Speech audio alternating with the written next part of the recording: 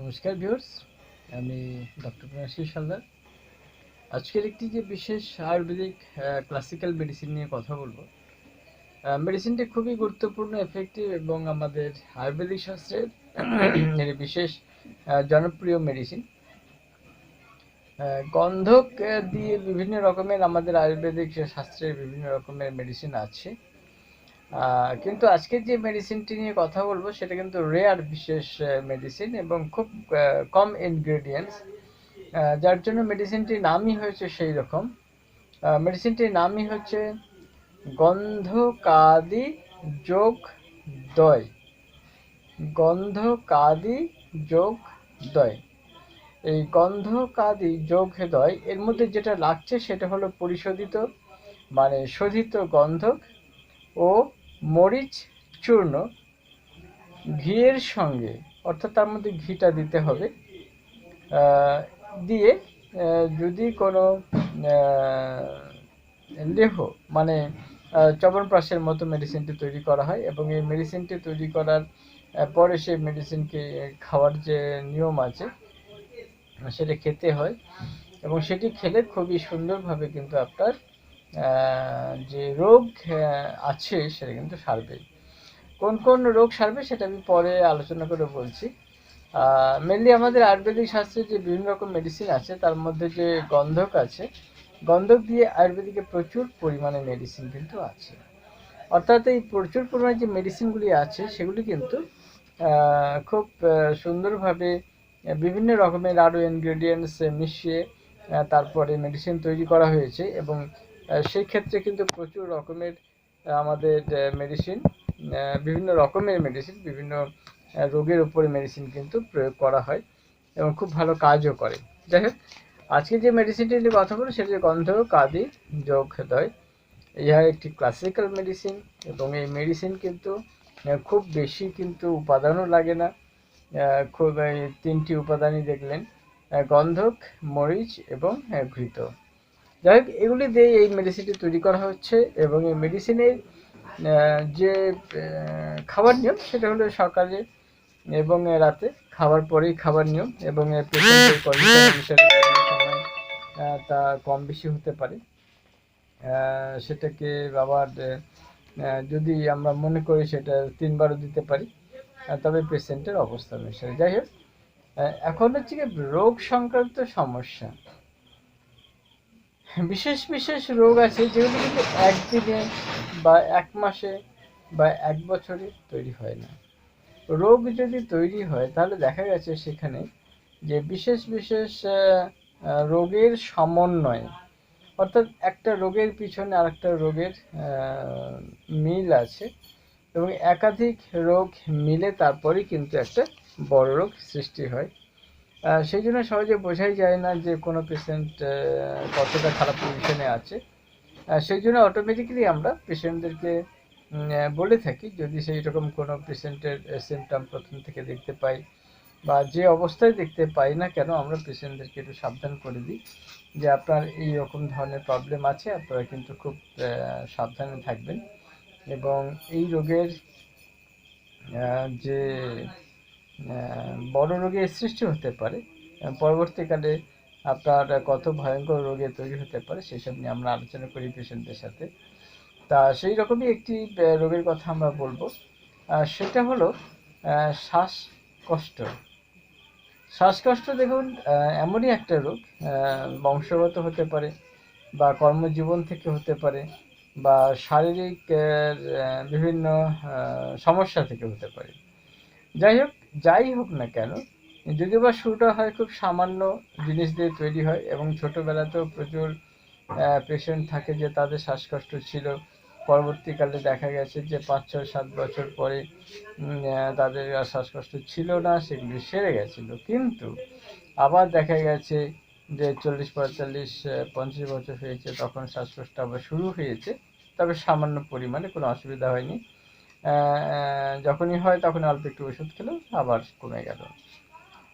শ্বাসকষ্টের সঙ্গে জড়িত অ্যালার্জিও একটা এই রোগের সিমটম। যদি কারো দেখা যায় যে কখনো অ্যালার্জি হয়েছে তাহলেও কিন্তু পরবর্তীকালে সেটা শ্বাসকষ্টে পরিণত হতে পারে। কারণ অ্যালার্জিও কিন্তু শ্বাসকষ্টেরই একটা সমন্বয়ে তৈরি হয়ে থাকে রোগ।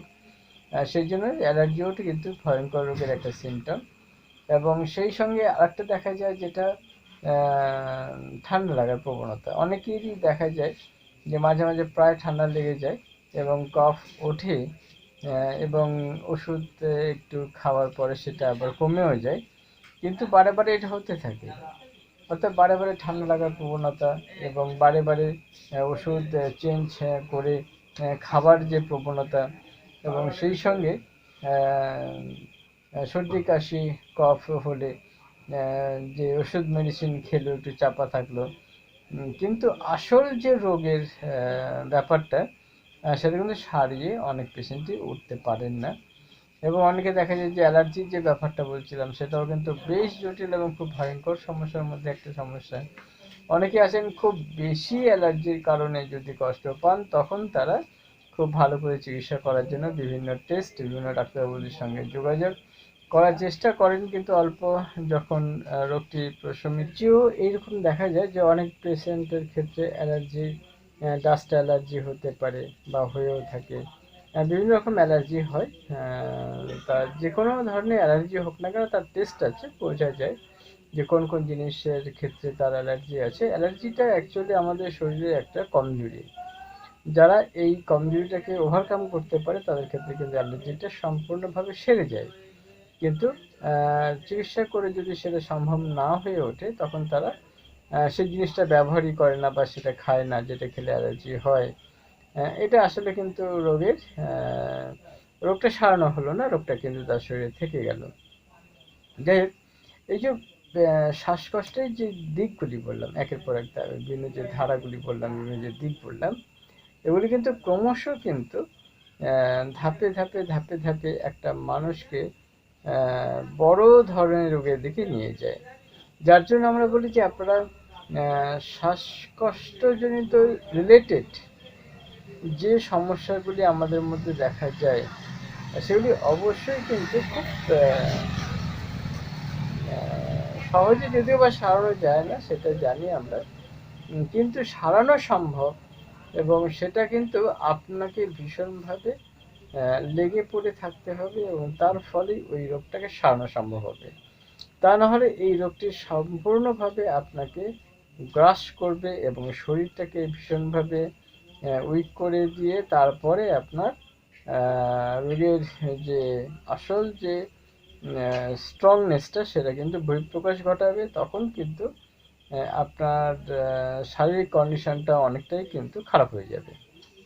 যাই হোক, এই শ্বাসকষ্ট সারানোর জন্য আমাদের এই গন্ধ কাদি যোগ দয় খুব ভালো একটা মেডিসিন। অর্থাৎ শ্বাসকষ্ট, অ্যালার্জি সংক্রান্ত যে কোনো সমস্যা দূর করার জন্য খুব ভালো একটা মেডিসিন। যাই হোক, এবারে আমরা যেটা বলবো সেটা হলো যে শ্বাসকষ্ট আরও অনেক ম্যাটার আছে, অনেক সমস্যা আছে, আরও অনেক প্রবলেম ক্রিয়েট করে। তারপরে যেমন ধরুন আপনার বুকের মধ্যে, লাংসের মধ্যে কফ জমা হতে থাকে এবং কফ জমা হবার ব্যাপারটাও বাড়তে থাকে। এরকম বিভিন্ন রকম কমপ্লিকেশন থাকে। আর এখন তো আমাদের শারীরিক যে রোগ প্রতিরোধ ক্ষমতা সেটা ক্রমশই কমে আসছে, যার ফলে একটু প্রবলেম কিন্তু হচ্ছে। যাই হোক, আমরা চাইবো আপনারা যারা যারা মানে যত পেশেন্ট আছেন তারা সবাইকে বলছি, শ্বাসকষ্ট ছোটোবেলায় যদি থেকে থাকে বা মাঝে কখনো হয়ে থাকে, এখন হচ্ছে না বা ক্রমাগত হচ্ছে, অল্প একটু চিকিৎসা করলে কমে যাচ্ছে, কিন্তু আবার বেশ কিছুদিন পরে আবার ফিডব্যাক করছে। অনেকেই আছেন যে ঠান্ডা বারে বারে লাগার ফলে প্রত্যেকদিন একটা করে ঠান্ডার ওষুধ খাচ্ছেন। এইরকম বিভিন্ন রকমের আমরা কিন্তু পেশেন্ট দেখে থাকি। তাই আমরা যেটা বলবো, আপনারা অবশ্যই যে ব্যাপারগুলোর জন্য আপনি কষ্ট পাচ্ছেন বা ওষুধ খাচ্ছেন বা সমস্যা পড়ছেন, সেগুলির জন্য অবশ্যই কিন্তু কোনো ডাক্তারবাবুদের সঙ্গে আলোচনা করে আপনারা সেটা সারিয়ে ফেলুন। কারণ ওষুধ আমাদের আয়ুর্বেদিকে প্রচুর আছে, খুব ভালো ভালো ওষুধ আছে এবং আয়ুর্বেদিক শাস্ত্রে না বলে কোনো কথা নেই। তবে সেটাকে আপনাকে একটু ঘুরে দেখে নিতে হবে যে কোন ডাক্তারবাবু ওই রোগটি সম্পূর্ণভাবে সারাতে পারছেন। একটু বড় ডাক্তারবাবুদের সঙ্গে আপনারা যদি কনসাল্ট করেন, তাহলে বড় বড় সমস্যাগুলো কিন্তু খুব সহজে সেরে যাবে। যাক, এবারে বলছি যেটা, সেটা হলো ক্ষয় রোগ। ক্ষয় রোগ এমনই একটা রোগ যেটা আপাত দৃষ্টিতে আপনার কোনো সমস্যা করছে না, কিন্তু কিছু সমস্যা হচ্ছে, সেগুলি বলি, মানে যেগুলি আপনাকে কষ্ট দিচ্ছে না। আমরা কখন ডাক্তারবাবুদের কাছে যাই? যখন প্রচণ্ড কোনো পেশেন্ট কষ্ট পায় কোনো সমস্যার জনিত কারণের জন্য, তখনই পেশেন্টরা ডাক্তারবাবুদের কাছে যায়। কিন্তু যে সমস্যাগুলি তিলে তিলে তিলে তিলে আপনাকে ক্ষতি করে যাচ্ছে, সেই সমস্যা নিয়ে কিন্তু পেশেন্টরা খুব একটা ডাক্তারবাবুদের কাছে যান না। যাই হোক, সেই জন্যই আমি বলছি যে ক্ষয় রোগটা এমনই একটা বড় ধরনের সমস্যার দিকে নিয়ে যায় এবং সমস্যা তৈরি করে ফেলে, যে সমস্যার ফলে কিন্তু আমরা প্রচুর কষ্ট পাই, প্রচুর সমস্যায় পড়ে থাকি এবং প্রচুর সমস্যা হয়েও থাকে। যাই হোক, ক্ষয় রোগটা এমন একটা রোগ আপনাকে সুস্বাস্থ্যের অধিকারী হতেই দেবে না। আপনাকে সম্পূর্ণভাবে যে আপনি স্বাস্থ্যবান হবেন এবং খুব ভালো কাজে কর্মে স্বাভাবিকভাবে আপনি দক্ষতার সঙ্গে করবেন, সেটা হতে দেবে না। আপনার শারীরিক একটা কমজোরি সেখানে প্রতিফলিত হবে এবং আপনাকে সবসময় একটা রুগ্ন বলে মনেই হবে। অর্থাৎ আপনি রুগ্ন, সবসময় দেখলেই বুঝে যাবে যে না, ইনি সম্পূর্ণ স্বাভাবিক সুস্থ নয়, কোনো না কোনো রোগ এনার মধ্যে বিরাজ করছে। অর্থাৎ শরীরের যে কাঠামো, মুখ, তারপরে অন্যান্য যে একটা শারীরিক ভাষা বলে, শারীরিক লাবণ্যতা বলে, সেগুলি কিন্তু সব কিছু ড্যামেজ হতে থাকে এবং দীর্ঘদিন ধরে অল্প অল্প সমস্যা, মানে কি, কোনো তো জ্বালা, কোনো যন্ত্রণা, কোনো ব্যথা, এগুলো কিন্তু হচ্ছে না। তাহলে কি হচ্ছে? শরীরটা ক্রমশ আস্তে আস্তে ক্ষীণ থেকে ক্ষীণতর হচ্ছে। সেই জন্য আস্তে আস্তে কিন্তু আমাদের এই সমস্যাটা সমস্যাটা দূর করার জন্য আমরা কিন্তু সহজে কোনো ডাক্তারবাবুদের কাছে যাই না। কিন্তু এই ক্ষয় রোগ অনেক মানুষের মধ্যে আমরা কিন্তু দেখতে পাই, কিন্তু তিনি যেহেতু কোনো কষ্ট পাচ্ছেন না, তিনি বলছেন যে না, আমি সম্পূর্ণভাবে সুস্থ। এমনও কি দেখেছি আমরা পেশেন্ট, তিনি রিয়েল এতটাই অসুস্থ, মানে অন্য রোগের ক্ষেত্রে বলছি, ক্ষয় রোগের উপরে কথা বলছি না, মানে অন্য একটা বড় ধরনের রোগ আছে, তাকে চিকিৎসা করানোর জন্য আমরা পরামর্শ দিচ্ছি বা টেস্ট করে বলেই দিচ্ছি, টেস্টে পুরোপুরি দেখা যাচ্ছে যে তার এরকম বড় একটা সমস্যা আছে, কিন্তু তিনি ইগনোর করছেন এবং চিকিৎসা করছেন না, এরকম প্রচুর দেখা যায়। যাই হোক, আমরা যে কথাটা বলতে চাইছিলাম যে ক্ষয় রোগের সমস্যা হাত থেকে রক্ষা করার জন্য যে সকল পেশেন্টরা কখনোই সচেষ্ট হন না, আমরা চাইবো আপনারা সেই রকম কোনো পেশেন্ট যদি হয়ে থাকেন পার্সোনালি, তাহলে আপনারা সচেষ্ট হন সেই রোগটা যাতে আপনার মধ্যে আর না থাকে এবং সেই রোগটা ক্রমশ যাতে আপনাকে বিরক্ত না করে। যাই হোক, সেই জন্য আমরা চাইবো আপনারা ক্ষয় রোগটা সারাবার জন্য চেষ্টা করুন। ক্ষয় রোগ সারাবার জন্য আমাদের আয়ুর্বেদিকে প্রচুর মেডিসিন আছে এবং সেই মেডিসিন সহযোগে আরও মেডিসিনের প্রয়োজন আছে, কারণ আপনার ক্ষয় রোগটা কেন আছে। ক্ষয় রোগ বলতে যেটা বোঝায় সেটা একটু বলে দিই।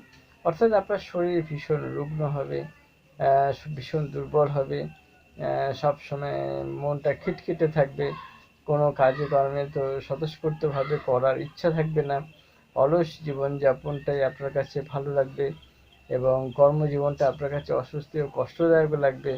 এইরকম বিভিন্ন রকমের কিছু কিছু সিমটম দেখা যায় এবং দেখলে বোঝা যায় যে আপনার শরীরের যে একটা সঠিক যে চালচলন, সেটা কিন্তু নিম্নগামী, মানে ক্রমশ খারাপের দিকে যাচ্ছে এবং প্রচুর পেশেন্ট আমরা পাই।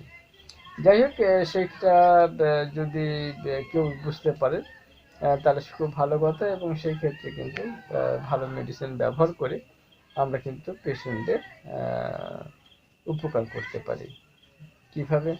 সেটা হলো এই গন্ধকাদি যোগ দয় ব্যবহার করে আপনারা কিন্তু খুব ভালো উপকার পেতে পারেন এই রোগের ওপর। কারণ কি, এই রোগটা কিন্তু ক্ষয় রোগটা কিন্তু সারা শরীরের ক্ষয় হচ্ছে, কিন্তু এই নয় যে শুধু হাতে ক্ষয় বা পায়ে ক্ষয়, এরকম নয়, কিন্তু ক্ষয়ে ক্ষয়ে শরীরটা ক্রমশ নিম্নগামী এবং সারা শরীরের প্রত্যেকটি অর্গান, প্রত্যেকটি অংশ এইরকমভাবে কিন্তু দুর্বল হয়ে পড়ছে ক্ষয়জনিত কারণে। এবং সেখানে আপনারা যতই ভালো খাওয়া দাওয়া করুন না কেন, তাও কিন্তু আপনার স্বাস্থ্য কিছুতেই যেন ভালো আর হচ্ছে না। এইরকম প্রবলেমগুলির জন্য আমরা বলে থাকি আপনারা স্বতঃস্ফূর্তভাবে এই রোগের হাত থেকে রক্ষা পাওয়ার জন্য চিকিৎসা করুন। এবং সেই ক্ষেত্রে এই মেডিসিনটি গন্ধকারী যোগদয় খুব ভালো একটা মেডিসিন। এই মেডিসিনের ব্যবহারে আপনাদের ক্ষয় রোগের বিনাশ হবে। তবে ক্ষয় রোগ দূর করতে আমাদের কিন্তু এই মেডিসিনটি একটা কার্যকরী মেডিসিন। এবার একটা সমস্যা বলবো, সেটা হলো ঠান্ডা লাগার কথা তো আগে বলেছি, আর একটা হচ্ছে আপনার অ্যালার্জি কথাটাও বলেছি, সেই সঙ্গে একটা কাশি। অ্যালার্জির সাথে কাশি, ঠান্ডা লাগার সাথে কাশি, শরীর দুর্বলতার সাথে কাশি এবং রক্তের কণার ডিসব্যালেন্সের কাশি, অন্যান্য কারণেও কাশি। অর্থাৎ কাশিটা কিন্তু অ্যাকচুয়ালি একটা সিমটম মাত্র, এটা কিন্তু আসলে কোনো রোগ নয়। এবারে কাশি আমরা দেখেছি প্রচুর রকমের, কারোর দেখা গেছে যে কাশতে কাশতে কাশতে কাশতে আমাদের কাছে প্রচুর আসে পেশেন্ট, মানে কাশতে কাশতে কাশতে কাশতে তিনি মানে এতটাই কষ্ট পাচ্ছেন যে কান্নাকাটির সমান, মানে আরো খারাপ, বুক ব্যথা হয়ে যাচ্ছে, পেট ব্যথা হয়ে যাচ্ছে, কিছুতেই কাশি থামছে না, ক্রমাগত কাশি হয়ে যাচ্ছে এবং চোখ থেকে জলও বেরিয়ে যাচ্ছে, এবং আরো খুব খারাপ খারাপ সিমটম পাওয়া যাচ্ছে। কাশি এমনও হয় এবং বহু চিকিৎসা করছেন বা করেন, কিন্তু কাশিটা সারানো সম্ভব হচ্ছে না, ক্রমশ বাড়ছে। আমাদের কাছে এবং প্রচুর পেশেন্ট এসেছে অলরেডি অনেকগুলো, যারা এসে বলেছেন যে আমাদের 4 বছর হয়ে গেল আমাদের এই কাশি কিন্তু সারছে না। এবং কাশির ফলে আমরা বিন্দুমাত্র সুস্থ থাকতে পারছি না। কথা এরকম কাশি সংক্রান্ত যে সমস্যাগুলো অনেক পেশেন্ট কষ্ট পান ভীষণভাবে আমরা দেখেছি। তা এইরকম কাশি সারাবার জন্য ও কিন্তু গন্ধকাদি যোগদয় ভীষণ ফলপ্রদ এবং খুবই এফেক্টিভ মেডিসিন। এই মেডিসিনের সাহায্যে আপনারা কিন্তু খুব সুন্দরভাবে এই বড় বড় ধরনের সমস্যা, যেসব সমস্যা আপনারা অনেক চিকিৎসা করিয়েছেন, অনেক চেষ্টা করেছেন কিন্তু সারেনি, সেই ক্ষেত্রে আমাদের ক্ষেত্রে আয়ুর্বেদিক শাস্ত্রে বড় ভালো ভালো ব্যবস্থা আছে সম্পূর্ণভাবে সারাবার জন্য। এবং আপনারা সেটা কিন্তু অবশ্যই কোনো ভালো ডাক্তারবাবুর সঙ্গে দেখা করে যোগাযোগ করে সেটা সারিয়ে নেওয়ার চেষ্টা করবেন। এবং আমাদের যেটা বলবো সেটা হলো আমরা আমাদের যে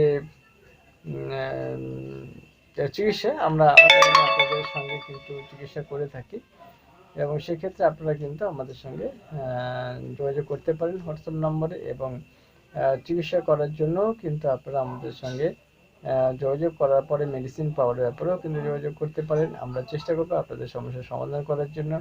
আমাদের চ্যানেলকে অবশ্যই লাইক করবেন, সাবস্ক্রাইব করবেন, বেল আইকন প্রেস করবেন এবং শেয়ার করবেন। এবং যদি কিছু